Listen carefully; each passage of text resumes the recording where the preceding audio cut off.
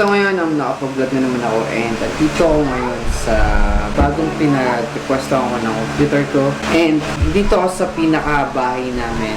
Wala na ako dun sa bahay na isa yung dating pinipwesto ng computer ko dahil ayoko na nang pabalik-balik. Ang hirap kasi pag may oras pa ako, kunwari ipapakain ako sa anak ko, then may mga natitira pa akong oras na kung nandito lang yung computer is nakapag-edit ako, nagagawa ko yung kailangan ko doon sa computer ko, hindi ko siya nagagawa dahil lang doon siya sa kabila. Pero ngayon, dito ko na siya pinwesto, dito sa bahay namin. Dito yung anak ko, so sinitan. Say hi sa kanila. Hi! Hi! Yan. So, yan. So, samahan niyo ako magpagupit and papakita ko sa inyo sino yung nagugupit sa amin dito ng mga tropa namin dito. So, yan. Samahan niyo ako and tara na. Let's go!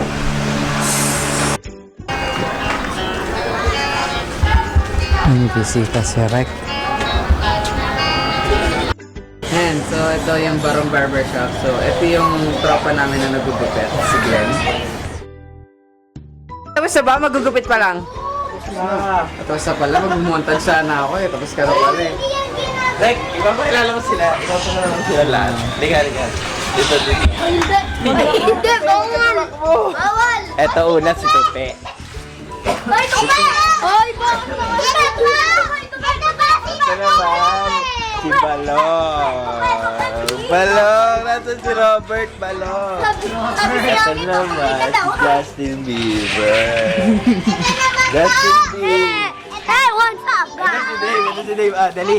I-interviewin kita. Anong pinapanood mo sa YouTube? Puro cartoon! Dialogue sa YouTube! Lamit. Up, oh,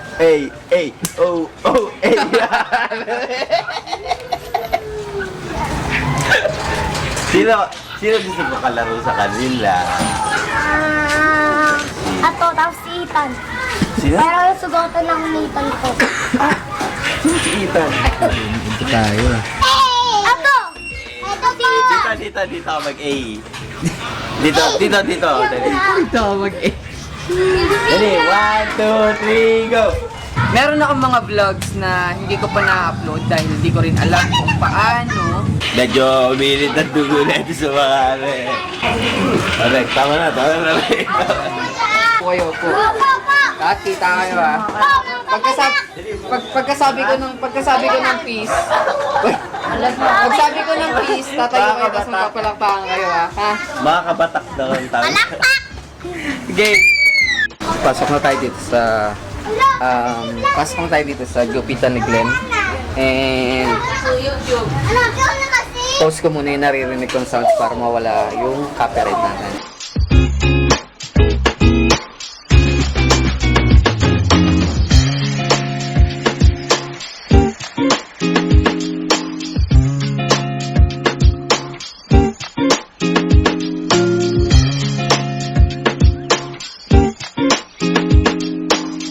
Kung nakita nyo, ito yung pwesto at shop ni Glenn, barbershop niya. So, matagal na rin siya nagugupit. Nung dati is parang practice pa lang talaga yung ginagawa niya. Shoutout kay Bugoy.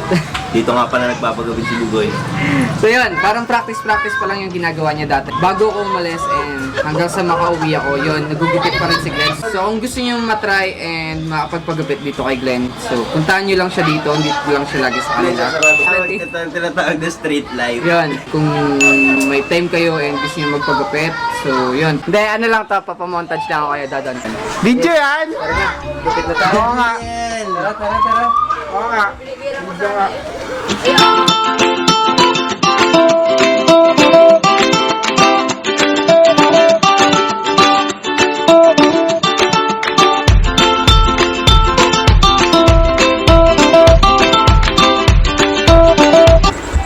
So yun mga paps, ito kung nakikita nyo, napakalinis ng gawa sa akin ni Glenn.